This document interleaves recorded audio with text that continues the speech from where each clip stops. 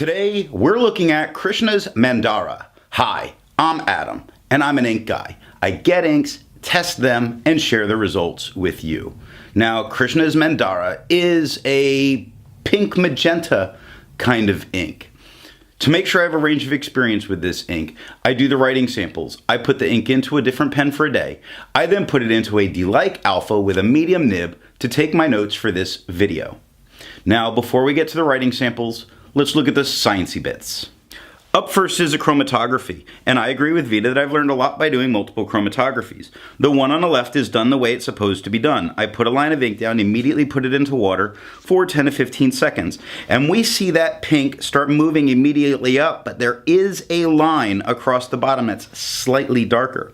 We also start to see some of the magenta, and at the very top of the magenta, before the pink comes back, we see this kind of yellowy tone, which is really neat to look at.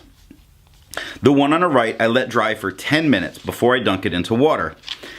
And it largely looks the same, except the line across the bottom looks slightly different. Other than that, without the D at the top letting me know which one was dry, I probably wouldn't know. Resistance tests are done to see how this ink can be expected to perform on the page, and more importantly, how hard it might be to clean from your pens. I let the smear dry for 3 days before testing it. Looking at the highlighter, it does do the spreading that we would expect. It starts to, at the top of the capital H, bloom out a bit, but I can completely read what's here, which would make me feel confident using this if I had to highlight in a note-taking situation. Water reactivates and lifts most of the ink, but not all of the ink. Now, if we look at the lighter part, which is what we can expect to be left behind, it's still quite a bit darker there. It's not coming off. So we look at the pen flush. Now, pen flush starts to have a very, at the bottom of the F, light spot. It makes me feel like, given more than 30 seconds with pen flush just sitting there, I feel like this would have completely come off the paper. Makes me feel really confident about what pen flush will do. Bleach, as would be expected, completely removes it from the page, leaving only a slight bit of staining. But I don't think that bleach would be necessary to get this out of your pens. For the inks I've tested, I've found an average viscosity of 2.5, with a realm of normal being from 2.1 to 2.9. Krishna's Mandara has a viscosity of 2.37, making it normal, perfectly normal. To find my average dry times, I use my writing samples done with the extra fine and medium nib on Clairefontaine, Tomoe River, and Rhodia paper. Krishna's Mandara has an average dry time of 11 seconds, making it a faster drying ink. It's on par with certain marketed faster drying inks. Now, let's look at the writing sample. I picked this ink up in bottle form, which was good that I had such a big order going with them because I might not have picked it up. I tend to have trouble finding pink inks that perform well, and I might have avoided it if it wasn't just a matter of it was really only like $3 more. So I went ahead and gave it a shot. To keep my writing samples consistent, I use a Jinhao 159 with a Goulet 1.1 stub, a Jinhao X450 with a Goulet medium, and a Jinhao X750 with a Goulet extra fine. Let's take a look at Clairefontaine. We have no bleeding, no ghosting. The 1.1 is no feather, spread, halo sheen, and it offers tons of shading. Goes from a very nice light pink to a very dark pink, all within the same word. So we get to go light, dark, medium, dark, light, dark, light, dark. It's great. The 1.1, this thing really stands out. The extra fine has no feather, spread, halo, sheen. It offers a ton of shading itself. What we see is that in quick, we have very light areas and very dark areas. Brown starts light and starts dark and gets lighter. Jump starts lighter and gets darker. It's great. 6 seconds to dry. This is not a boring pink that it's pink for the sake of pink. This is a great performing pink ink.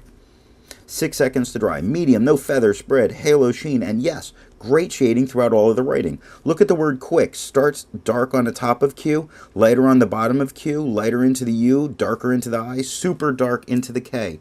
Really nice stuff. Does the same thing during jumps. Over is a noticeably lighter tone than the word the.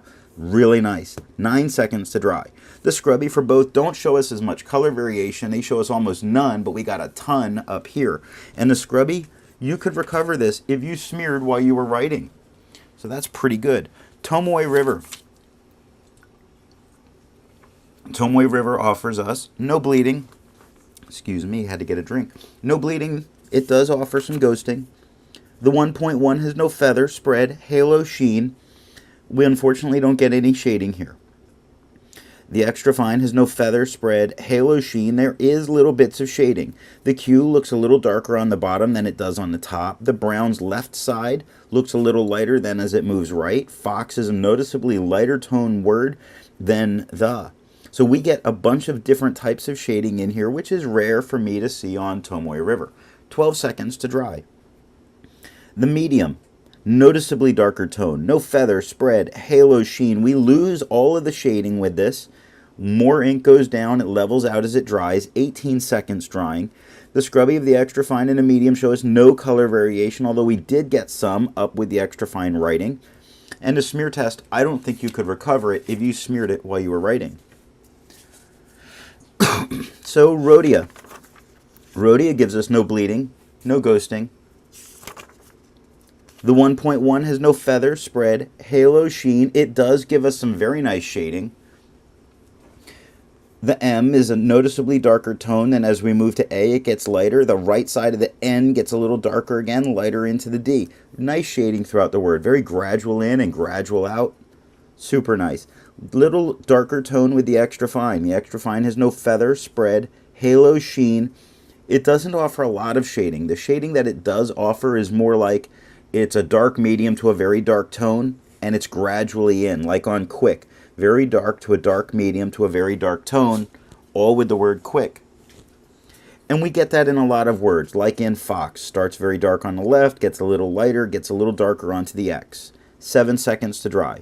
The medium, same tone as the extra fine. No feather, spread, halo, sheen. Unfortunately, no shade for it going down a little thicker. 11 seconds to dry. The scrubby for both show us no color variation, although we did get color variation with the extra fine. And the smear test, you could probably recover it if you smeared while you were writing. Yellow Rhodia. It had no bleeding, no ghosting, wasn't expected. What happens to the tone of this ink, though? Does it really change for us? Not really. What I've noticed with the Krishna inks is they tend to be quite dense. I think they're some of the densest inks that I've played with. Not that it's a bad thing, but if you're someone who wants to water ink down, this might be something you use, but you just have to know you're going after lighter tones then. The 1.1 I smeared while I was writing, and it's hard to read because I smeared it while I was writing, which answers some of the question later. The 1.1 had no feather, spread, halo, sheen. It did offer little bits of shading.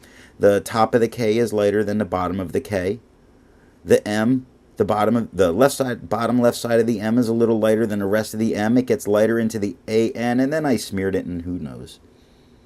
The extra fine is a noticeably darker tone. It had no feather, spread, halo, sheen. I have no shading here. We lost that for the yellow tone paper.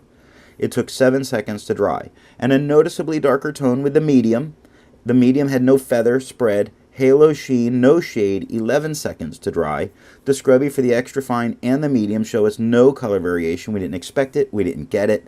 The smear test says you could likely recover it. And I can kind of see what was written with the 1.1 as it's smeared. So yes, you could more or less recover it. So this is paper from when I ordered from Krishna.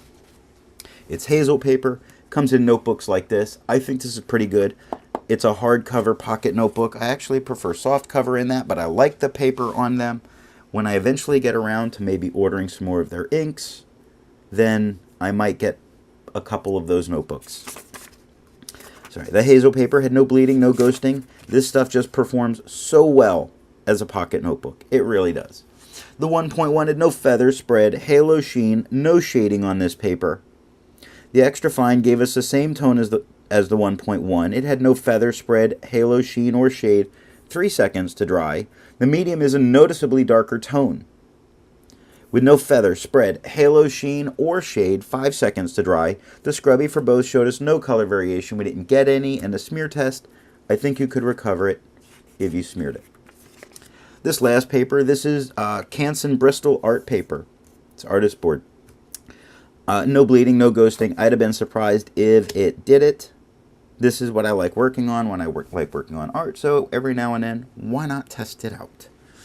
The 1.1 has no feather spread, halo sheen, no shade. It's very dull as a color here compared to the other writing samples. And it dulls it down. The extra fine has the same exact shade as the 1.1 with no feather spread, halo sheen, or shading. 6 seconds to dry. Way noticeably darker tone with the medium, but it is going down much thicker.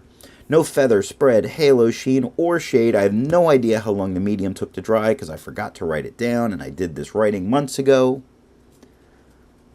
So that is what it is. The scrubby for both show us no color variation. We didn't get any color variation.